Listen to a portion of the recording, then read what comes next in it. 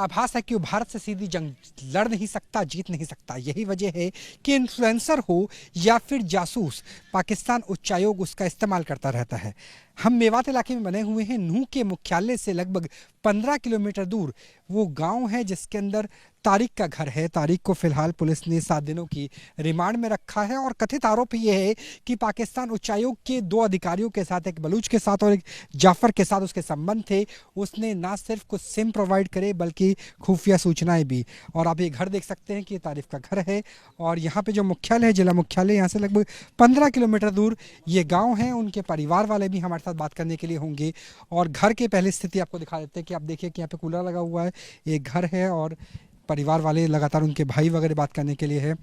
भाई, आपसे पहले आपका नाम जानना चाहेंगे और क्या हुआ था, कब आपको पता चला कि पाकिस्तान उच्चायोग के संपर्क में है, ये स्थिति है? क्योंकि वीज़ा तो कई बार लगाया है, आपके भाई गए भी थे पाकिस्तान, कितनी बार जा चुके हैं? आपका नाम क्या हुआ? सर मेरा नाम जावेद है, मैं तारिफ से बड़ा हूँ। हम 5 भाई हैं, 5 बहन हैं। तो पाकिस्तान में हमारे दादाजी के बड़े भाई रहते हैं, वहाँ आना जाना तो सबका ही रहेगा। पाकिस्तान के कौन से राज्य में, कौन से सूबे में? लाहौर के पास पुराना काना है, उसमें हमारे दादाजी रहते हैं। 6 भाई थे हमारे दादा, हर बड़ा वाला पाकिस्तान में था, 5 यहाँ पे। तो पार्टीशन से पहले वो यहीं थे, पार्टीशन के बाद वहाँ? हाँ, सन 47 में गए थे वो। तो कितनी बार तारिक वहाँ गए थे? तारिफ जी 3 बार गए हैं वहाँ, परिवार के साथ गया, अकेला कभी नहीं गया वो। तो कभी ऐसा हुआ कि सिम वगैरह लिए हो जिस तरह के आरोप लगे हैं, या फिर पैसे का लेन देन जिस तरह के आरोप लगे हैं? सर इसके बारे में हमें कोई नॉलेज नहीं है, सिम वगैरह के बारे में, लेकिन हमारी नज़रों में कभी ऐसा कुछ हुआ ही नहीं। पुलिस वाले कब आए थे गिरफ्तार करने? सर पुलिस तो घर पे अब तक नहीं आई। 17 तारीख को वो यहाँ से 2 एकड़ दूर एक बुजुर्ग के पास हुक्का पी रहा था, वहीं से ले गए उसको। उस बुजुर्ग ने बताया था हमें। तो 2 दिन तक हमको मिलने भी नहीं दिया। ये बोलते रहे कि पूछताछ हो रही है, शाम को छोड़ देंगे। फिर दूसरे दिन भी ये बोला पूछताछ हो रही है, शाम को छोड़ देंगे, थाने से ले जाना। ये बात कही थी हमसे। तो अंदर ना मिलने दिया गया, ना फोन पर बात हुई? कोई वकील वगैरह किया अभी तक? अभी तक हमने कोई वकील नहीं किया।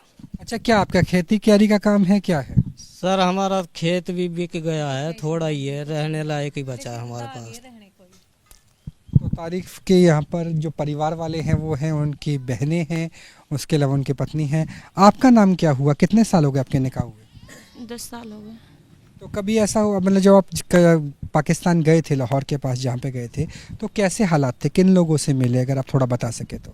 बस वही अपने परिवार से मिले थे, वहाँ से आगे कोई ना, बस खाली अपने परिवार के पास गए थे, वहीं रहे हम, कहीं ना गए। और कहीं घुमाने लेके गए आपके शौहर आपको, लाहौर में, इस्लामाबाद में, कराची में? ऐसे कुछ ना गए, बस अपनी रिश्तेदारी में। लाहौर जो मुख्य शहर है वहाँ गए थे घूमने? नहीं, ना गए। तो कभी ऐसा हुआ कि कुछ अच्छे गिफ्ट मिले हों, कुछ और लोग मिलने आए हों, परिवार के बाहर के कुछ लोग मिलने आए? कुछ भी ना भाई, ऐसा कुछ भी ना हो। कभी आपको ऐसा लगा कि जैसे सिम की आरोप आ रहा है कि सिम प्रोवाइड किया गया या फिर सिरसा का फोटोग्राफ्स वीडियोस दिए गए, ऐसा कभी आपको लगा था? नहीं, ऐसा कुछ है ही ना सर। तो मैं तो हुआ के साथ ही रहूं तो मौत पता रहती, चलिए तो भाई हैं, फिर मौत पता रहती है बात की। तो तीनों बार आप साथ में ही थे? 3 बार साथ में गए हम। आपका नाम क्या हुआ? अफसाना। अफसाना उनकी पत्नी है, आप उनकी बहन है, बड़ी बहन है। तो आपको क्या लगा जब पहली बार ये सुना कि ऐसे कुछ बातें आई हैं?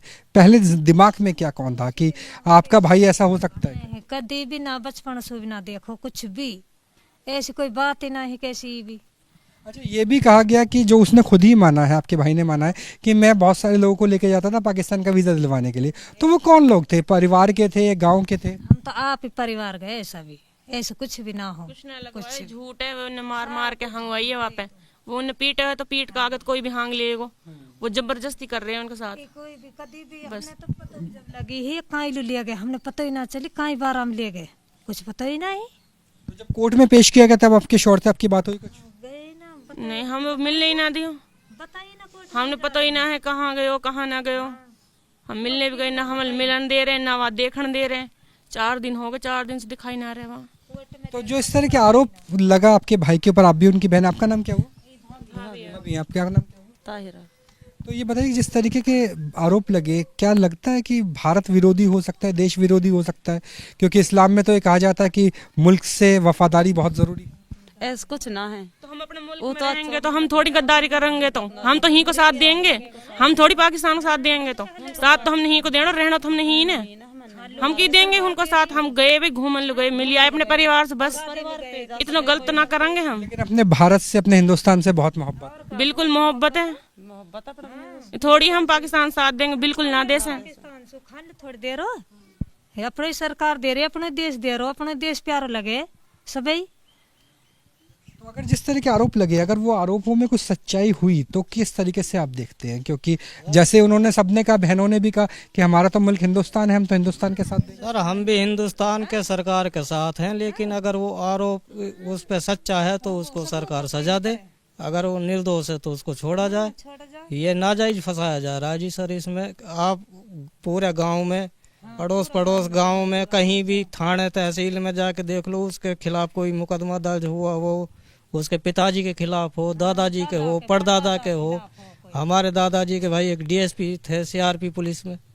ऐसा कुछ नहीं है सर हमारे खिलाफ कोई कार्रवाई। मतलब आप ये कहना चाहते हैं कि अगर भाई गद्दार है तो सजा दो, अगर निर्दोष है तो छोड़ दो, छोड़ दिया जाए। हाँ जी, इंसाफ मिलना चाहिए सर। तो आप भी इंसाफ की बात करते हैं और हिंदुस्तान से मोहब्बत है, सब कुछ। बहुत ज्यादा अपने हिंदुस्तान से, अपने मिलना देश। चाहिए हमें, जो फैसला हो जल्दी हो। हाँ जल्दी हो, बिल्कुल हम वही चाहेंगे जो जल्दी हो।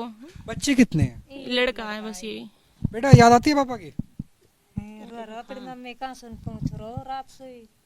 तो यहाँ पर आप, एक ही लड़का है? हाँ एक लड़का। मेरे पापा खून निकल रहा है, मम्मी ए मम्मी मेरे पापा के हाथ में खून निकल रहे हैं, कसम कह दी ना रहो, मार रखो कोई। सब कुछ ना देख रहा हूँ। तो यहाँ पे आप देख सकते हैं कि तारिफ का परिवार है, उनका कहना है कि उनके पास बहुत ज़्यादा पैसे नहीं है, अगर पैसे होते तो घर के हालात अलग हो सकते थे। मुल्क से मोहब्बत है और इस्लाम में भी सिखाया जाता है कि मुल्क से वफादारी होनी चाहिए। और अगर तारिफ के लिंक है भारत विरोध के साथ, पाकिस्तान के साथ, तो सज़ा मिले, कड़ी से कड़ी सज़ा मिले, सबूतों के साथ इंसाफ मिले, न्याय मिले।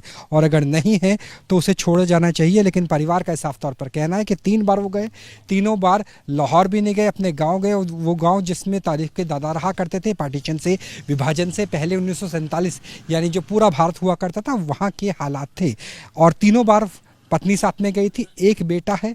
घर के हालात आप यहाँ पे देख सकते हैं किस तरीके से। और ये साफ तौर पे पूरे परिवार का कहना है कि मुल्क से मोहब्बत है, हिंदुस्तान से मोहब्बत है, भारत सरकार के साथ वो खड़े हुए हैं। लेकिन जो स्थिति है वो नज़र आती है। तारिक के पिताजी हमारे साथ, हम खड़े होकर बात कर रहे थे। अच्छा, आपके पास से उठाया था? मेरे पेश उठाए हुए। अच्छा, आप कहाँ पर थे उस टाइम पे? क्या होता, खड़े होकर बात कर लीजिए, क्या हुआ था उस टाइम? हाँ, हम दोनों गए। अपना नाम भी बता दीजिए। पहले गए मैं ताउडू, अच्छा, दोनों को दोनों ताउडू गया हम। ताउडू आके है नहीं, बस हम घर लो गया हाँ। वो यूँ बोलो चलो हुक्का पीएंगे, तू चिलम भर ले और मैं पानी कर लो हुक्का में। मैं यहाँ धर लंगो चिलम में, और भाई एकदम का दम जन किसु आ गए तो जड़ देर पकड़ लियो। पुलिस आई थी? कौन थे? वहाँ से आई वाला, अच्छा, उन्हें पकड़ो। कितने बजे के आसपास की बात थी? यू ऐसे हुआ कोई 1:30 की टाइम हुई, बस 2 की हो रही होगी, बस ऐसे ही। तो आपका नाम क्या हुआ? कालू।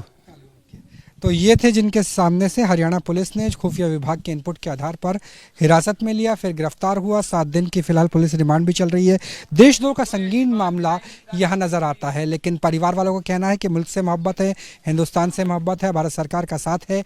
अगर पति ने, भाई ने कोई गलती की है तो इंसाफ मिले, सजा मिले, परिवार का उससे कोई लेना देना नहीं है। लेकिन अगर गलती नहीं की है तो भी न्याय मिले और परिवार के पास वापस तारिफ लौट कर के आ जाए।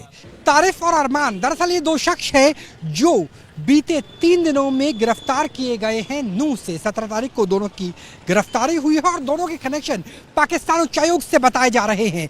यानी पाकिस्तान उच्चायोग में कैसे आप सिम लेकर जाएंगे, कैसे पूरा नेटवर्क तैयार होगा और किस तरीके से वहां पर वीजा दिलवाने के नाम पर पैसे मिलेंगे।